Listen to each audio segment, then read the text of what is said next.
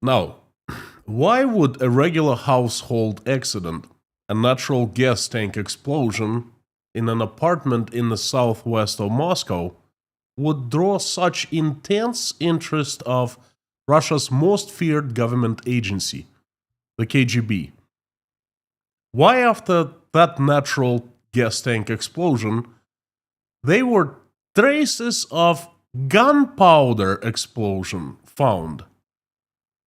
Why would the victim of that explosion to be taken into the KGB's special medical facility to not be heard from again?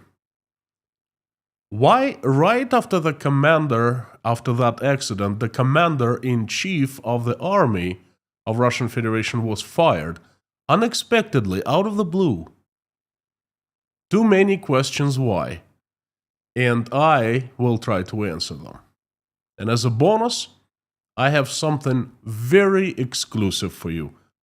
Something no one else has seen, for your eyes only.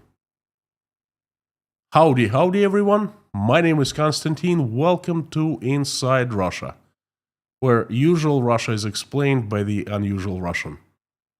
As usual, you will not find here any propaganda, BS, or lies. Instead, you will find truth, common sense, and logic, and some emotions too, because I'm a human being after all. Now, on May 4th, a few days ago, an explosion rocked the southwestern part of Moscow.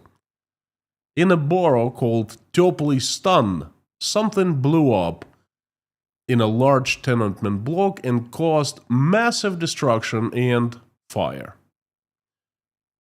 Emergency services, the police, the fire department, firefighters, the ambulance, the doctors, showed up immediately and found multiple casualties and many wounded. In the best tradition of modern-day Putin's propaganda, the news outlets picked up the explosion story in Teplый Stan and made it the breaking news. Well, check this out. Why not? Everything that is not connected to the war, like Ukrainian drones hitting Russian cities, casualties, war casualties in Russia, explosions connected with the war, bombings, stuff like that. Everything else is safe. A natural gas explosion? A household fire?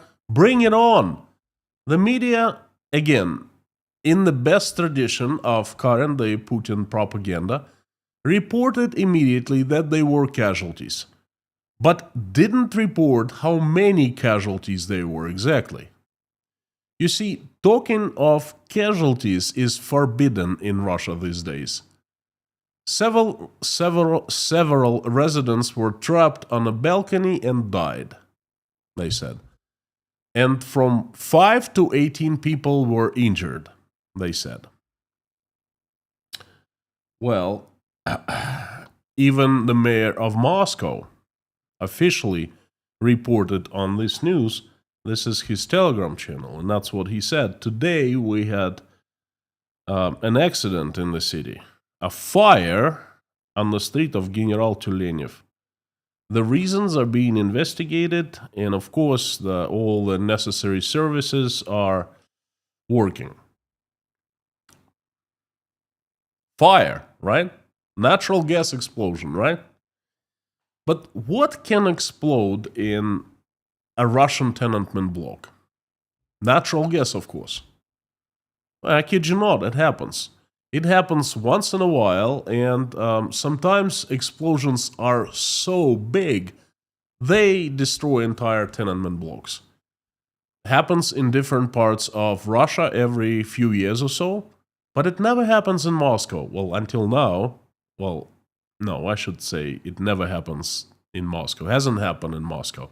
You will understand this play in the English grammar. It hasn't happened in Moscow.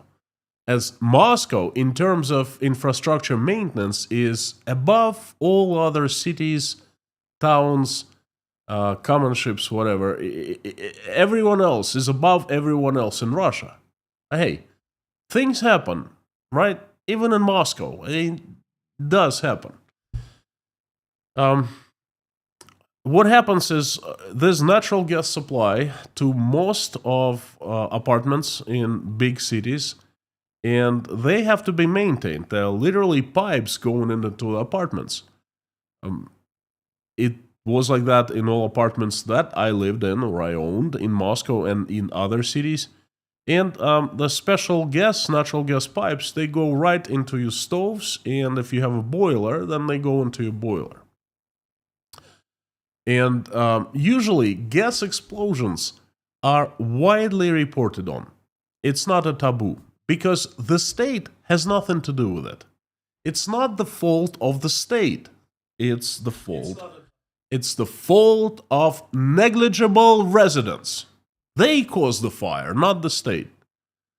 So the federal and local media reports on gas explosions appear in federal and local media for days. And in case of Moscow, it kind of started out to be unfolding in the usual way. Fighting the disaster and then reporting the disaster, until something odd happened. You see, I wasn't really paying attention to that case, except for I thought, well, Moscow, it's odd. A natural gas explosion in Moscow. For the reasons I'll tell you a little later. But it's odd, it doesn't happen. But other than that, hey, another day in Russia, right? Until I smelled something odd. So the first oddity was the Moscow's location of the explosion, but a small one. The second oddity was really big and made me start thinking about that. Again, please forgive me, but one step back. In Moscow, they service everything that is connected with natural gas very well, because they don't want explosions in Moscow.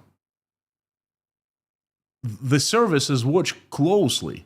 Maintenance is excellent. I know myself, I lived in Moscow for 20 years, and once a year, by all means, there was a knock on my door, and there was a technician from the gas service, and I had to open the door. There's no way I had to, and let him in. And he would come in and inspect the pipelines, natural gas pipeline going in, and my stove, and he would check thoroughly so there would be no leaks, things like that. Again, these things happen. There's a war going on. We know that there were hundreds of thousands of regular people, many natural gas company technicians mobilized in the previous years. Moscow is a big city, 20 million residents, and things happen. Perhaps the service is not as good anymore. This happened. So the first oddity, let's just forget about it. But the second oddity,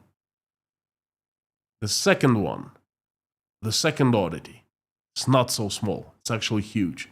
Soon after the explosion happened, the KGB showed up in numbers. Now, that doesn't happen ever. It is simply none of KGB's concern. A gas explosion? Firefighters, the police, the investigative committee. If there was a negligence, then someone has to pay. Never KGB. The simple fact that the KGB showed up speaks volumes. So what did the KGB do? They blocked off the building, kicked the press out, kicked everyone out except for the residents, and they basically put a security blanket over the accident. A veil of secrecy was put in on the case. And that's it. One day, 1 hour, it's explosion in Moscow. All federal news are reporting on that. All the newspapers and the YouTube channels, official ones, not official ones, the Telegram channels, because no official YouTube channels now.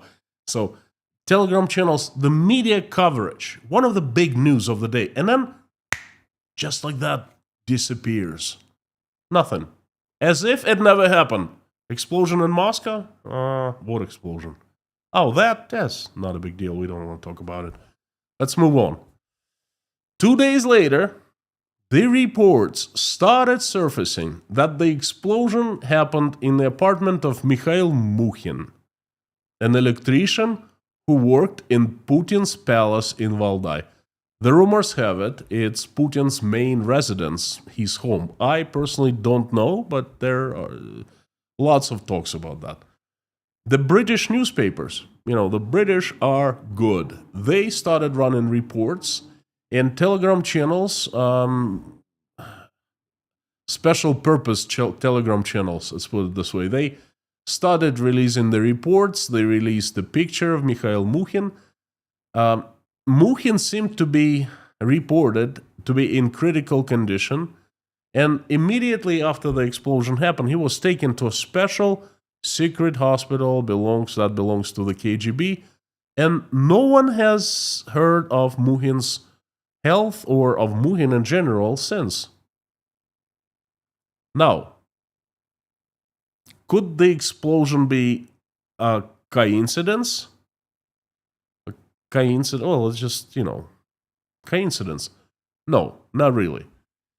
For two reasons. First, the KGB wouldn't bother coming and basically executing an operation, on-the-ground operation, a big one, covering things up, making things secret. And the second reason, well, this is something big. I have the evidence that it is not the coincidence. Check this out.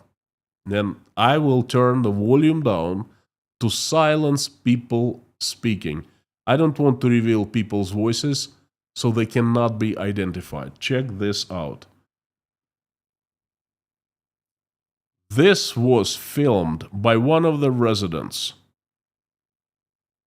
of the tenement block where the explosion happened. Look at the destruction. And the most important thing to look is for the traces of natural gas explosion. There are none.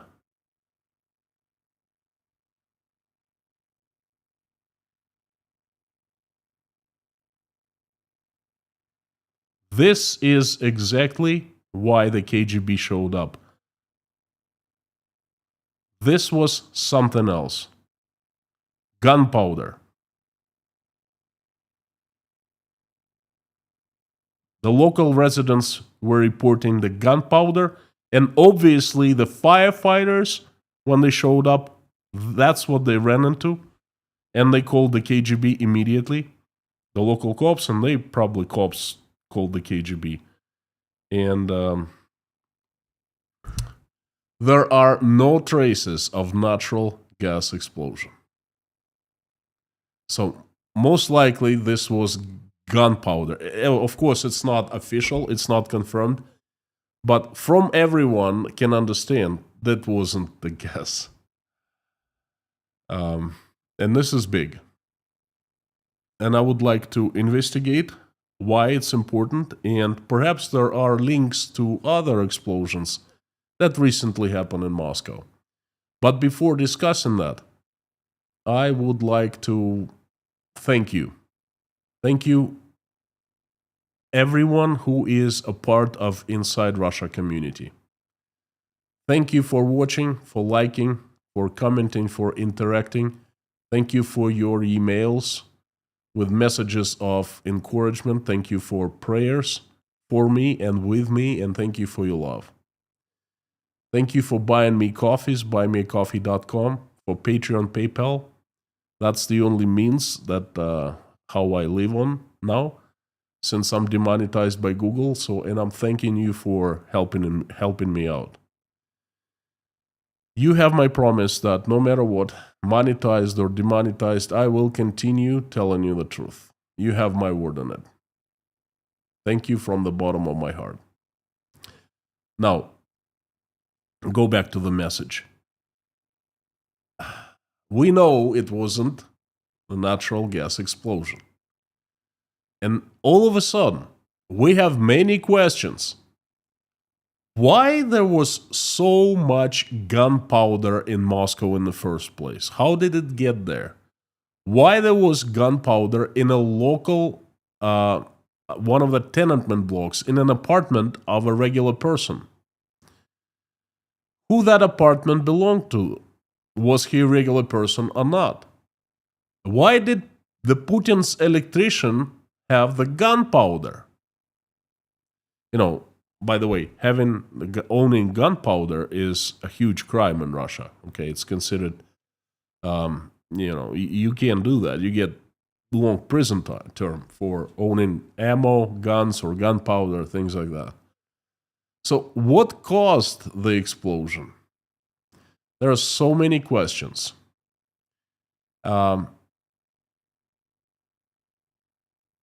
This video at least gives us one answer that I just showed you. Again, this is very private video. No one else has seen it. Literally 2 days after the reports of the oddity came in, Russian internet was cleaned off. There were a lot of reports on this explosion on Tuleneva Street in Moscow, in southwest of Moscow. And after, you can barely find articles and even mentionings in internet right now. There was an official statement made, and it made it to TASS, Russia's propaganda information agency, and it happened on May 13th, and this is right here. Basically, this statement says that violations of gas equipment use rules by a resident of Moscow, obviously that's Mukhin, but they don't say his name, that's odd, were the preliminary cause of a fire in a house in an apartment block on Tuleneva Street in Moscow on May 4th. Now, this is, of course, official report from Moscow Investigating Committee and blah, blah, blah, and blah, blah, blah, So, basically, that TASS piece of news says case closed. Nothing really extraordinary happened, let's move on. Forget about it. We have lots of big things on our hands now. Why would you talk about this Tuleneva Street accident? And that's how they work. Now they'll be acting as if nothing ever happened in Teplivstan on May 4th, as if there was no explosion whatsoever. Is this the end of the story? Not really. I don't think it's the end of the story. Nor I think it was the beginning of the story, okay? Do you remember one of Putin's cars exploded on March 30th in the middle of Moscow next to the KGB HQ and right next to the Kremlin? I reported in my live streams in one of the Friday news reports. Odd.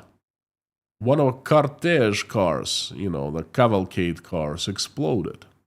A similar kind of explosion. Parked right next to the KGB HQ. Now, do you remember General Yaroslav Moskalik got blown up on April 25th, and no one claimed responsibility for his death, and there were so many questions. How his car, a car that exploded, was parked there for 5 days and no one paid attention to it, okay? How come the KGB identified and caught the person who they accused of executing this explosion operation? They identified the car, and then who did that in a matter of minutes, and they caught him in a couple hours. How is this possible to work so fast? It usually doesn't happen anytime, but this time it happened. Very odd explosion. No one has claimed responsibility, and that person, Yaroslav Moskalik, was the one who was preparing personal military reports to Vladimir Putin. And the latest, right after the V-Day parade, Putin fired Oleg Selyukov, commander-in-chief of the Russian army, from his post and appointed him deputy secretary of Russia's Security Council, the deputy of former Minister of Defense Sergei Shoigu. Why is that so? If Russian army is so victorious and keeps advancing in Ukraine, and there are no problems in the army, okay, why the commander-in-chief of the army gets fired? That just doesn't happen, okay? If anything, Putin should have thanked him. That guy, Selyukov, was heading the V-Day parade. He was one of the top figures on display in front of the entire world, and a couple days later, he gets fired. Now, he was fired, certainly not for the military failures. Do you think these events are coincidences? Do you think they're standalone events and they're not linked? They're not part of one chain of events? Please let me know down in the comments. I would love to hear your opinion, because I personally do not believe in coincidences. What strikes me that there have been so many explosions recently in Moscow, something that never happens. Moscow is very safe. Moscow is controlled by security surveillance and artificial intelligence 24/7, 100% of the territory of Moscow. The system of surveillance is so brilliant that in a couple months, they introduce total surveillance of the foreigners who come to Moscow and reside there. I'm going to do a report tomorrow on that. That's pretty unbelievable that that's what they have announced. And now, having such a great system, they get explosion after explosion after explosion. I do not think it's the coincidence. I do not think that once there is an explosion in a regular apartment block, tenement block, and it draws great attention from the KGB that rushes in and blocks off the territory and puts a veil of secrecy on that, I don't think it's a coincidence. I keep telling, for the past 3 years, I've kept telling that in my videos that I believe that the victory for Ukraine will not come from the front lines. It will come from inside Russia, not from Russian people, but from the elite groups, from the power clans who are fighting for power. And they're fighting for life, basically. They're fighting each other. And the second thing I've been saying is that Russian political groups, power clans, are like bulldogs fighting under the carpet. We certainly hear them, and we certainly see the movement and the commotion, but we don't see the bulldogs themselves. Now, I didn't say that about the bulldogs. Sir Winston Churchill said that a long time ago, but I keep on bringing this up. And I believe that what we have just seen is not coincidence. I believe we are seeing that fight under the carpet, that mighty powerful, scary bulldogs are doing, killing each other, trying to intimidate someone, trying to eliminate someone, trying to gain influence, or trying to rid others of influence, okay? I cannot tell you what exactly happened. I cannot tell you that if that fella Mukhin was attempting some kind of plot against Vladimir Putin. I don't know. I cannot tell you if he was liquidated on purpose to intimidate Vladimir Putin. You know, hey, first, one of the cars, second, the guy who worked for Putin in his house. Don't get any ideas. Regular electricians do not get to work inside Putin's house. Okay? They are all officers of a certain service. Okay? So it wasn't not just a regular electrician blown up or blew himself up by making a mistake, connecting wrong wires or something like that. You know, it was an officer of a certain organization. And he shouldn't have been playing with what he was playing with. And then that's why they rushed in. I cannot tell you the details. I don't know. But what I am telling you is we start seeing, feeling, smelling, and hearing the bulldogs. They're becoming more and more visible. And I think that the interesting times are coming. Keep on watching. I will keep you informed. I would like to invite everyone to the live stream chat and thank for this being with me in this live stream. Before turning the live stream chat on, I would like to give you some news. First, I'd like to remind of Formula 54. Every day I select 9 news that I find important of Russia that you will not find anywhere else in the mainstream media, and I make them available to patrons of Inside Russia channel on patreon.com. I think it's important, and I think it's there's lack of information of what's really going on in Russia, and then I try to give as many news as I can. I have decided to start doing something else on Patreon account. There are news that are important, and they need my attention, but they're not big enough to make an entire live stream, because my message is about 30 minutes or so. So I've decided to do daily snippets. Pick the most interesting news and do a very quick 3, 4, perhaps 5-minute spontaneous commentary of the news and make it available to patrons of Inside Russia. I'll try to do it daily. We'll see how it goes. What really inspired me is today's news. Donald Trump, when talking to the heads of other states in Europe, told them that Vladimir Putin, from the conversation that Donald Trump had 2 days ago with Putin, he understood, and Vladimir Putin basically said it himself. Putin doesn't want to stop the war. Putin wants to continue fighting. And Putin thinks that he is winning.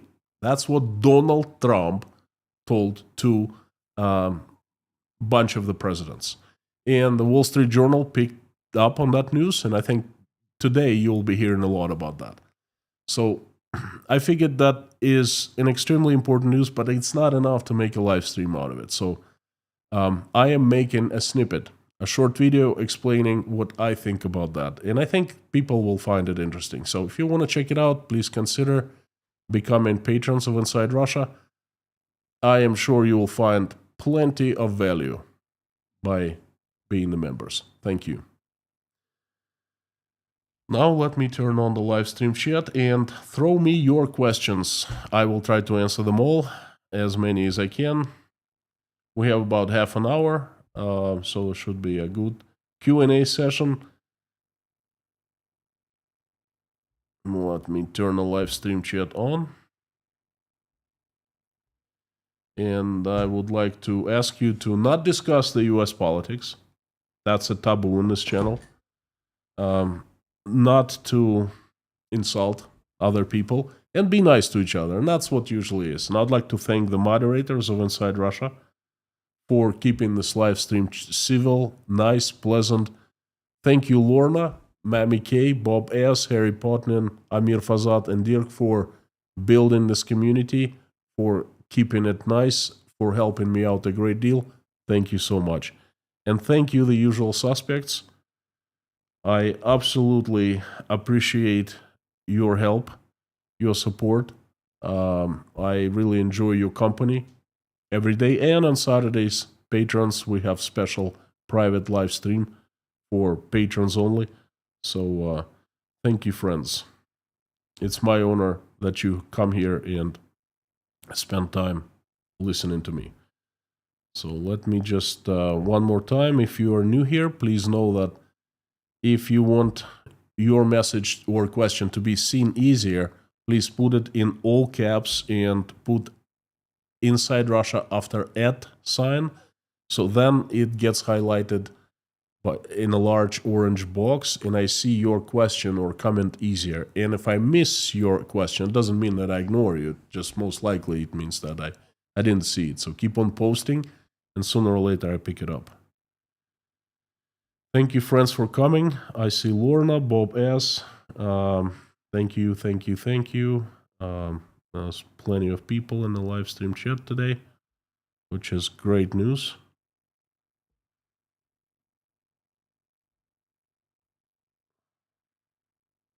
Lorna is number one, as usual. So thank you, friends. I will thank you, usual suspects. You know who you are, and I'll jump right into reading the comments or questions highlighted in orange and in all caps. Leitmotif from Bowie, Maryland. Terry, howdy, friend. Hope you're feeling better today. Werner Heiko, good questions as usual. Putin in Kursk looked scared, like he was in the wrong movie. Did he at least meet the governor to make it look real? There was a farce, another fake trip. I think I will definitely talk about it in tomorrow's news update. I have pretty good footage, just to give you a little heads up. Now, remember how he visited Kursk unexpectedly in early March, and there were lots of green leaves on trees and all of that. Now, from Kursk, I requested, so a local resident made me a film, a recording on April 28th. I think it was 28th or 27th. The trees still didn't have leaves, and there was heavy snowfall. 2 months after Putin supposedly visited Kursk, and it was nice and green. Okay, 2 months after, it was still cold and snowy. So you understand what's going on in Russia. Koshkin Dom, howdy. Petra Olson from Sweden. Hello, good to see you. We keep on praying for you. 2 minutes to midnight, long time no see. Hello. The Untouchable. It's nice to be untouchable. I know influencers streaming simultaneously on YouTube, Rumble, and X. Why won't you try to do the same? The Untouchable. Friend, you know that I was late in today's live stream? Every single time I have technical issues, something happens. It's one thing or another thing, and I prepare as much as I can, but still, I can't start it on time. It's like a curse. A curse of being technical dummy, or I don't know, something, okay? Imagine if I were streaming on X, on Rumble simultaneously, things would go wrong 3 times more, okay? YouTube is, I'm trying to keep it as simple as I can. Ooh. Guy just came in. Howdy. Putin is on borrowed time. Andrew Hodson, howdy, from South Africa. Christy Bauer, what are the signs of a natural gas explosion that you said missing from the scene? Now, let me explain. Scorched everything. Imagine natural gas leaks and fills all the volume, all the apartments, everything, all the cracks.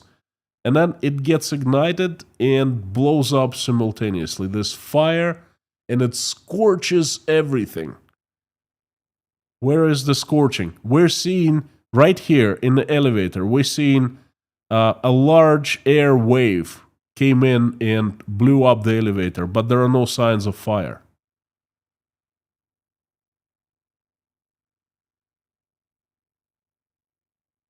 This certainly is not signs of gas explosion.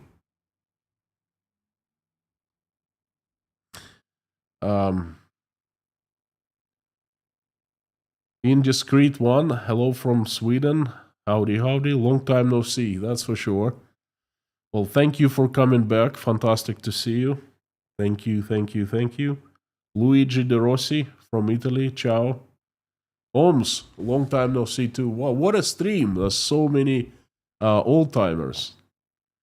ML, too many plots, no good results. Oh, wait a second. The results will come in. Sooner or later, they will come in, okay? It just doesn't happen without too many plots.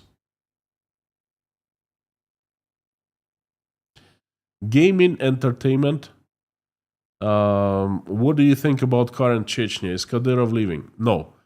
Well, Kadyrov, yes. Kadyrov is departing because he is not doing well at all. And the rumors have it his health is declining. But remember, I made a live stream about Kadyrov blackmailing Putin, sending him a message asking for retirement, but it's not really retirement. Well, Vladimir Putin solved that problem. He made a deal with Kadyrov, or at least he promised Kadyrov something. We'll see how it goes after Kadyrov dies.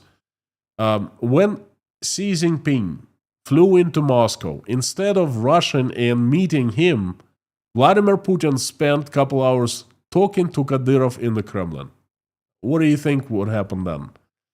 Well, obviously Putin heard the message and he solved this situation. He made a deal with Ramzan, and Ramzan is still staying, and the deal most likely concerned what happens after Ramzan, what happens to his family, the guarantees from Putin, things like that. What exactly they made a deal on, I don't know, but Ramzan Kadyrov has seemed very happy after that. You know, it's not like he shows up much on public, but there were couple messages in Telegram, so he's doing all right. As much as he can do all right in his situation. Koshkin Dom from Norway, hello.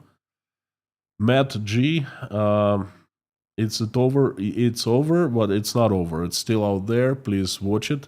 It's a very interesting stream. This is one big news break. Thank you, Terry. This is a big news. To me, it's big. It shows that things are heating up. Things are happening. It's not dead silence in Russian political landscape, okay? Things are happening.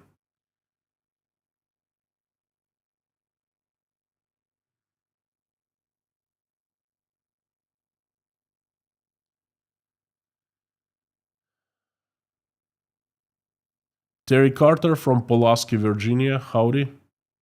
Prayer for the former president. He has cancer. How about we pray for all people who have cancer? Will do. Uwe, guten Abend. Leitmotif for me, how can you tell if an explosion is caused by natural gas? Everything is scorched. Everything is on fire, okay? What we saw inside, again, you can see it right here. What we saw inside is a wave of air, explosion wave, came in and caused all the destruction.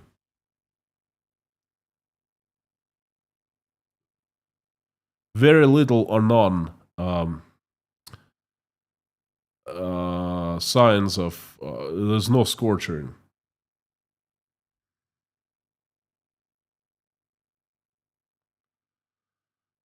Matthew Bianco, how does the general population feel overall about Putin? Polling doesn't give clear results. It actually does. 80% of Russian population support Putin, like him. love him or simply sympathize him. So unfortunately, I believe in those results. I have a very honest poll, the results of an honest poll on my hands. And perhaps I should make a live stream about that. You know what? I will. It'll show you what people really think of Putin and how they support Putin and his system called the vertical of power. It beats me. I don't know. Don't ask me why they're doing it. That's a great mystery, but they're doing it. Tammy Stovall, howdy howdy, long time no see.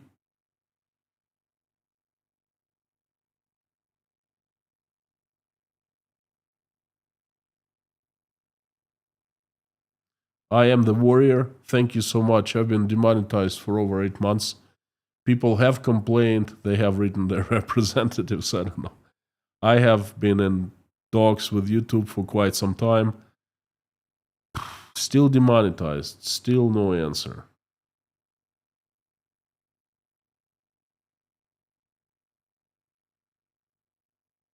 Carlos Enrique Salas.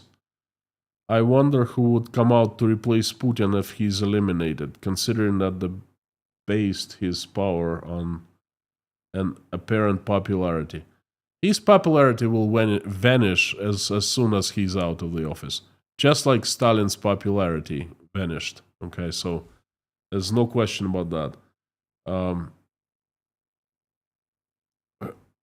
I think no one knows. There is no one at this point who is considered the successor of Vladimir Putin. If there were a person, Putin would eliminate such person.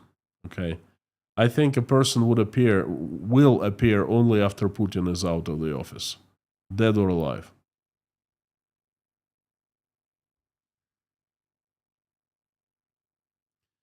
Doom N. Has there been any news of Ramzan Kadyrov? Well, I just gave an update on him earlier, a couple of minutes. What do you think the worst case scenario when he dies? The worst case is pretty simple. He dies, his children, well, all the property that he owns, all the money are taken away forcefully by by the state, by Putin's people, by the KGB, or by the other power groups in Chechnya. Okay, and his family is either exiled or worse, and I think it's worse. That's the worst case scenario. That's what happens. Now, since Vladimir Putin promised him something, well, don't forget, Vladimir Putin promised a lot to Yevgeny Prigozhin. For 1 month, Yevgeny Prigozhin was enjoying, I don't know, money, perhaps jets or whatever, some influence in Russia. And then a rocket flew out, was launched by a Russian army, and that shot down Prigozhin's plane. Well, that's kind of promise that Vladimir Putin gives it. That's how he keeps his promises. So if I was Ramzan Kadyrov, I'd be worrying.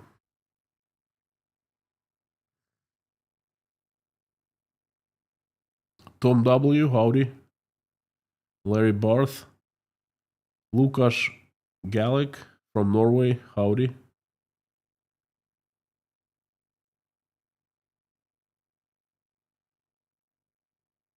Again, I am the warrior. Thank you so much. Thank you. It was such a blow. When YouTube demonetized me, oh my gosh. I got Bell's palsy because of that. I was freaking out. Now I'm just more calm about it. I'm used to it. I've grown into the idea that I'm demonetized. But it still hurts, still hurts, and it's unsettling.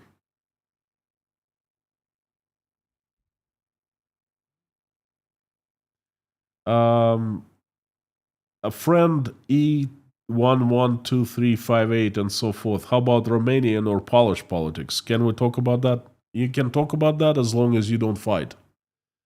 Because when someone or I bring up a topic on US politics, all of a sudden a fight erupts. Some people like one party, some people like another party, and somehow they just don't mix together. They don't, they fight. And that's why we made this decision to not allow people to talk about the US politics. As long as no one is fighting about Romanian or Polish politics, that's fine. Samsa Solman, howdy, good to see you. Got excited. Let's keep on tuning in, seeing what happens. Woodbine, Iowa. Kev Sullivan, howdy. The usual suspect. Rune, what is one of the most persistent misconceptions the European leaders have about Russia? I don't know. They have many, which is one of the biggest. Presidents. The most presidents. I cannot answer that. I'm not in the subject. You tell me what they think of Russia. Sam Case, Putin, Mr. Wonky from the Fudge Factory. Sam, Mr. Humor of Inside Russia.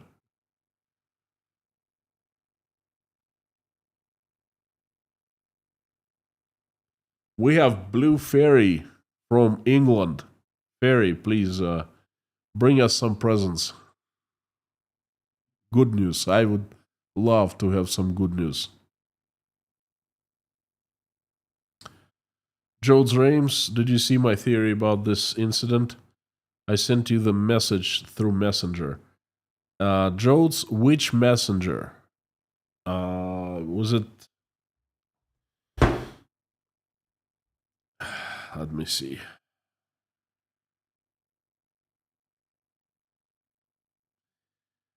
I am rarely on Facebook or on Instagram checking messages or on LinkedIn because YouTube kind of consumes all my time, I saw Jonathan Fink speculating on the story. It reinforces the idea that the real Putin is in the freezer and will die. Any thoughts? Okay. Well, I gave Jonathan Fink this heads up about. I told him about the video that I possessed before we filmed a previous interview, previous conversation, and it was something interesting to talk about. So I kind of gave him heads up, and then he contacted me after he saw the report surfacing in the British newspapers, and he asked if we could do that report because I brought it up first. I said, hey, listen, no problem, do it. I'll just wait a little bit, see what is the development, and then I'll do it also. I do not believe that Putin is dead, real Putin is dead, and he's in Valdai. I believe that he's alive, and we see them once in a while. I believe he's in Valdai, but not in the fridge, not in the freezer. He is alive and well. He makes decisions. He's enjoying his power. If it was real Putin, he'd disappear a long time ago. Someone else would step to take over the throne, because that's what happens. They cannot afford to have fake Putin at the helm for as long as he's been at the helm for 2 years. They need, if Putin dies and they use his body double, they need the shortest time possible to install another Putin, to install his successor, okay? And the body double becomes extremely dangerous. That's what I don't understand, how people don't understand, okay? The body double is the weakest link in this whole chain. So I think his time would be weeks, perhaps a couple months, and that's it. I mean, look, November 23rd, so it's going to be 2 years soon. And we're seeing Putin makes big decisions. Would they allow to make decisions to the double? No. Perhaps Americans would know. and Donald Trump wouldn't be talking to a body double. Jens Jensen from Denmark, howdy. And Per Haglind from Stockholm, Sweden, hello, hello.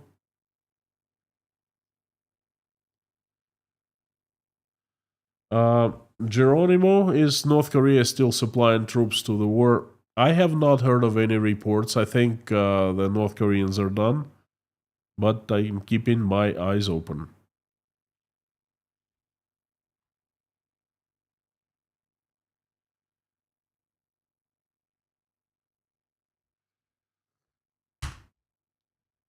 Um, hello from Boulder, Colorado. Howdy, friend. Kev, how much organized crime do middle-class families have to deal in Moscow? With zero? Actually, I was discussing. I gave another interview to Jonathan this afternoon, and he posted it on his channel. It's out there at Silicon Curtain. We had a very interesting conversation on the camera and off the camera. And off the camera, we discussed a bit the rise of mafia. And Jonathan is a great guy. In general, is very knowledgeable, but he did live in Russia. He spent some time in Russia. He speaks Russian, and he was posted in Russia. I worked for an oil company or something like that in the 90s. And he was telling me some events he witnessed back then. So it was pretty incredible. Pretty incredible. I just received a notification from PayPal. Ole John Bjorkum, thank you so much from the bottom of my heart. Thank you, thank you, thank you. I don't know how to thank you. I'll drop you a line after the live stream ends. Simon Anderson, if something happens to Putin, he's no longer president. Could Russia become a legitimate democracy? Oh my gosh, Simon, welcome to the club. If I could answer this in a couple minutes, in a couple sentences, this is the question of a lifetime. I've been thinking, breaking my mind over this, okay? Can Russia become a legitimate democracy? What can I do as a citizen, as a guy who slept for 20 years and let this Russia, this regime come and take it over and destroy the country? What can I do to make it a legitimate democracy in the future? If you know the answer, please share with me, because I sure don't. I think that Russia is facing very hard future, with or without Putin. Well, without Putin, because he's not going to last forever, you know. Russia is up for decades of turmoil, perhaps civil war, perhaps breaking into different countries. I don't know, but we'll see what will happen, you know. I know that the peace is not coming anytime soon while the Putin is alive. I know that Russia is going to be militarized more and more and more now. And I know that, sooner or later things will change. That's the best I can answer. Michael from Toronto, Canada. Good to see you. James, good afternoon. Well, if it's good afternoon, you obviously are in the USA. The video looks like a drone strike to me. There was no drone strike because they would have noticed. The drone strikes, you can't miss a drone strike. Drone is like a small plane flying and smashes into your window. You can hear it 4 kilometers before it smashes into your building. Okay, you can see it. People film the drones all the time because, in Toplistan, probably 1 million people lives in it's a densely populated area, like hundreds of thousands, hundreds of apartment blocks, and each block has like a few thousand people living in it, and everyone has telephones. They go on the balcony to smoke all the time. They see a drone, they start filming. Hundreds, perhaps thousands of different pieces of footage comes from Moscow. Drone would have been caught on camera.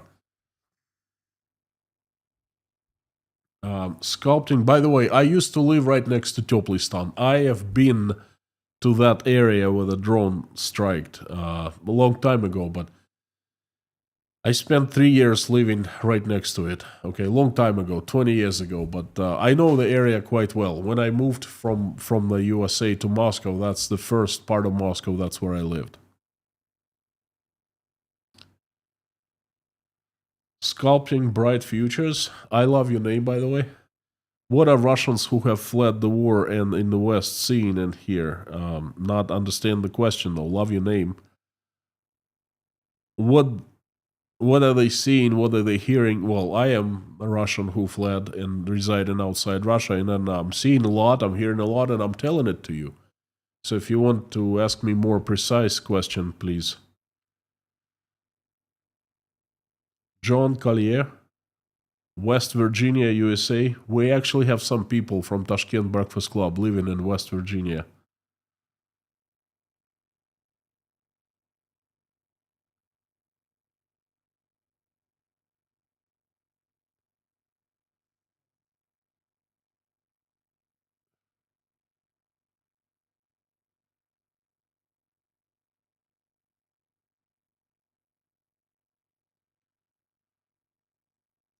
Rogue Bard, do you think Putin's successor might be a woman? Russia is a country of men. The only woman I know could be up to the role is Valentina Matvienko.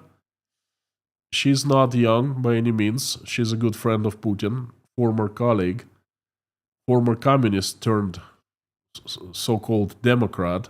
So-called. Then she turned Putin supporter, Putin's admirer. Probably not, but who knows? These are turbulent, strange times. Anything can happen.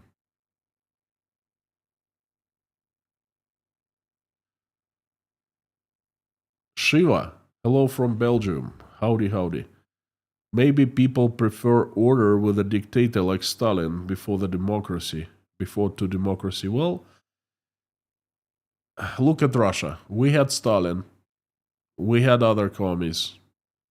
Did we become democracy? There was an attempt, but it failed. We are having Putin. That's basically, he's turning into Stalin. So we'll see what happens.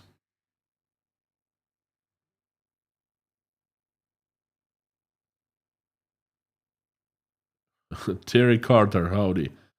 Update. People had better cover their ears tomorrow. Oh my gosh. Yes, I'll be singing. I guess I know what you mean. Yes, there will be singing tomorrow. Joe Drames, General SVR posted story about this explosion. Call me crazy to believe it. I don't read General SVR because he's lost all his credibility with his story about Putin dead in the freezer. Okay, 2 years ago, I stopped looking at this guy. He keeps on pushing the story that Putin is not anymore, Putin is dead, and Putin is in the freezer and all of that. So I have not read the story of the explosion. What I told you is 100% my analysis, and this is my take. I didn't read anyone else. I just got the facts about British newspapers. They posted the news about the conspiracy, and it turned out to be true. The KGB really did execute the operation there, and that's as much as I read the others. Everything else is my unique analysis. Jazz, I missed the message. Well, you can always return and watch it again. Lauren, do you think the West EU should speak directly to Russian population rather than only talking about Putin? Could that help shift the dynamic? Well, to be honest with you, I have not heard of the EU talking to Russian people, talking about Putin. I didn't hear of them speaking at all. They're silent. So they should be speaking, yes. They should be speaking anything. They should be saying anything. And the Americans also. Everyone is looking at Trump, but I don't understand what American president is doing. And again, please, do not comments on that. That's just my personal statement. 2 days ago, he talks to Putin. He calls him himself. Now, Putin doesn't want to talk to him, but he does Trump a favor. He answers his call. They speak for 2 hours. Putin comes out, posts a statement, laughs about Donald Trump. Donald Trump posts a statement saying, "We had a fantastic conversation. You know, Vladimir Putin is we're set on bringing peace to Ukraine and end to the war." And then one day later, Donald Trump comes out and tells the leaders, "Oh, you know what? I talked to Putin. He doesn't want to end the war. He likes it. He wants to continue. You know, he thinks he's winning." So, how can you change your words from saying one thing to saying completely different thing on public? Why? So everyone is looking at Donald Trump, but no one sees anyone in America besides him. No one, no senators, no officials, no regular people, no movie stars, no media stars, whatever. Sometimes something happens and they come out with statements and speak up. Nothing. So, yes, and I think the whole world should be speaking to Russian people, but they're not.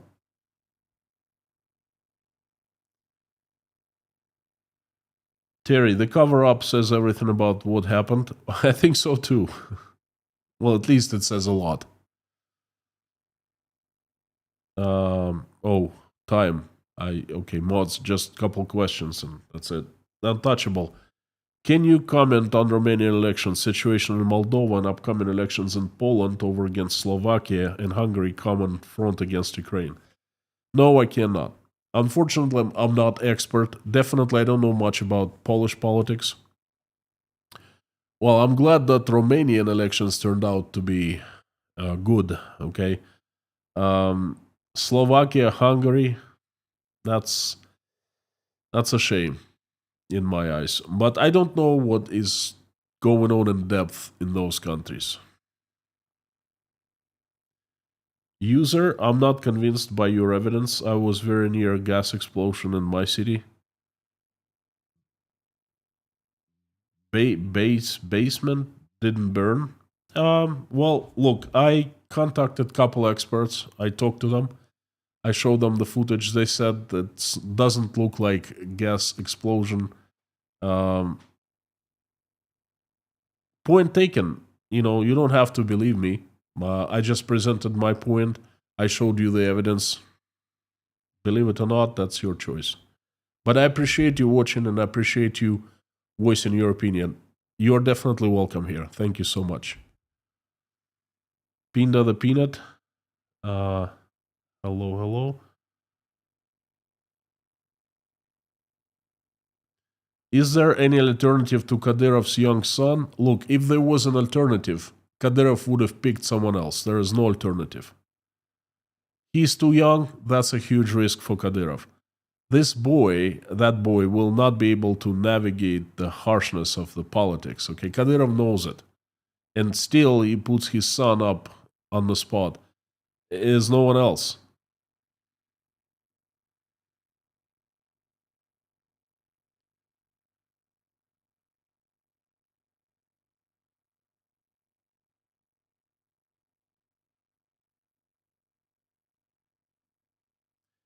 D, did you talk about the latest sanctions and the EU setting the deadline for banning Russian oil? Um, I have seen it. I have not spoken about it because it's been just a few days. The effects on Russia's economy will take place. Um, it's not going to help Russian economy, but the biggest problem they're facing right now is falling oil prices, the global prices. That's working better than any sanctions. I will mention about the latest sanctions package in the upcoming live streams. Shiva, maybe Russians prefer order to democracy. Well, that's a very difficult question to answer. We need hours of discussion and looking at the history. I cannot just say yes or no.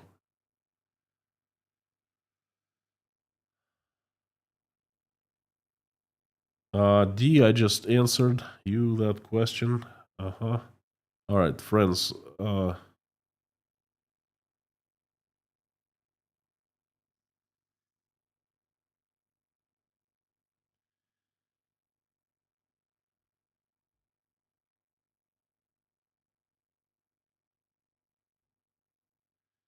Funny. I ask not to speak about, American politics, Donald Trump, and yet people insist of speaking and shaming, okay, on Donald Trump, on the previous president, on, I don't. Why do you do that? Why you do what I ask you not to do? Why you come into this community, into this house, and you break the rules? I don't get it. What a disrespect. Are you worried about being silenced? The last question I'm taking today. Very much so. Not worried. I'm scared. I'm followed. I have a suspicion that one of the operatives came and visited our meeting last Sunday. Not just Sunday, Saturday and Sunday. And he's on film. But sometimes they come and they show themselves to intimidate us. Sometimes they spy covertly. I'm very scared. I'm scared for myself, for my family, for my life. Um, Not a good feeling. I don't wish anyone to go through that.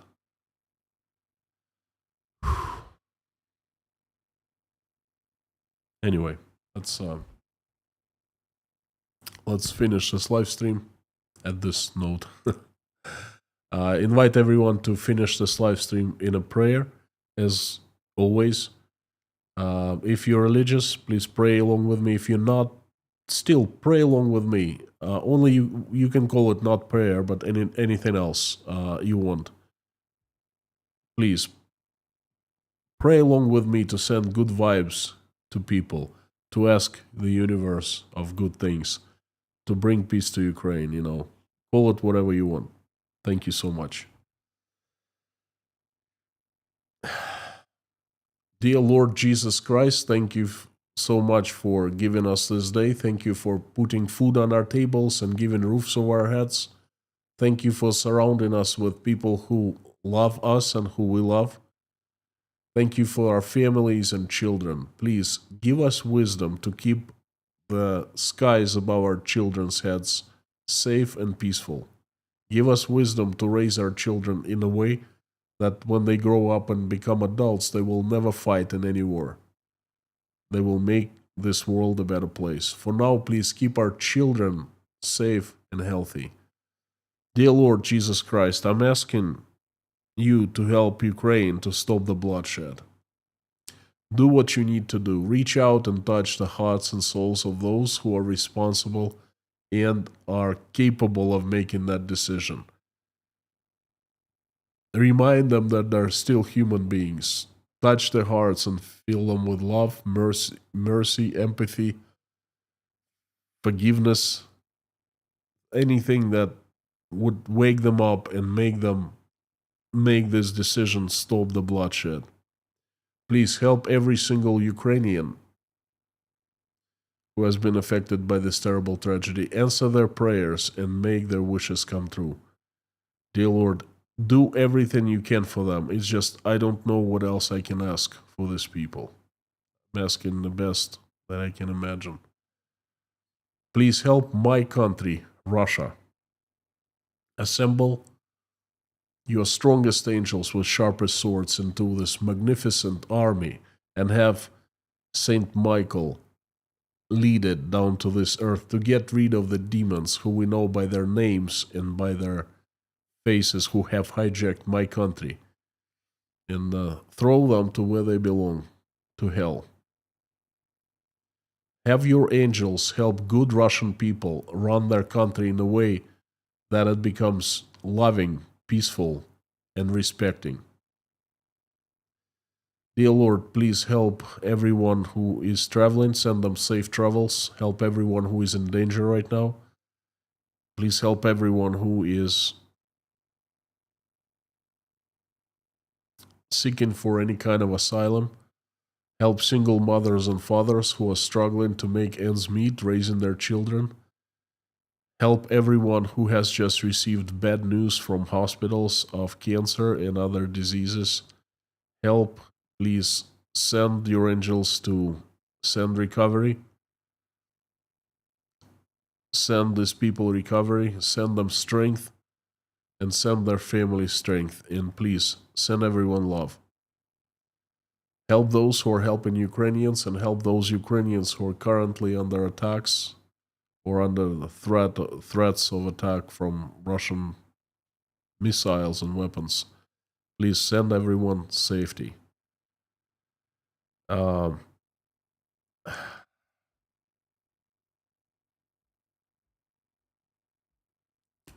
Dear Lord, I am asking you to help everyone who is in need.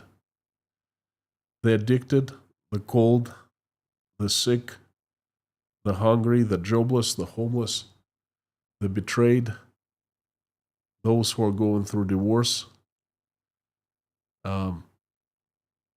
those who have families, their families taken from them, loved ones taken from them, those who are depressed, who are crying, who are hurting, those who are losing their faith, those who think that they have been abandoned and they're alone in this world.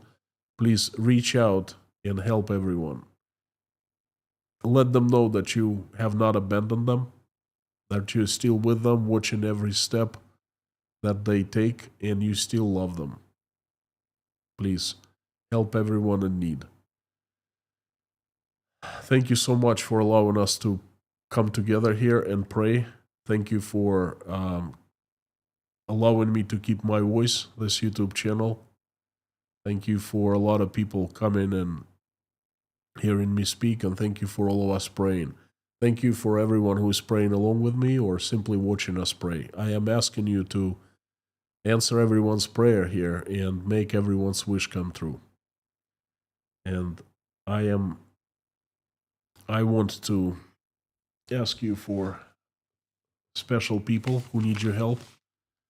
They are Ron Gravel's children and grandson. Greg, please send recovery, send good health, send complete recovery, send good doctors to take care of Greg, send strength to him and his family, and please allow him to recover and heal completely and go back home to be with his family, to be loved, and to give love back. Help Lee and Brenda, Daniela Fromm and her family,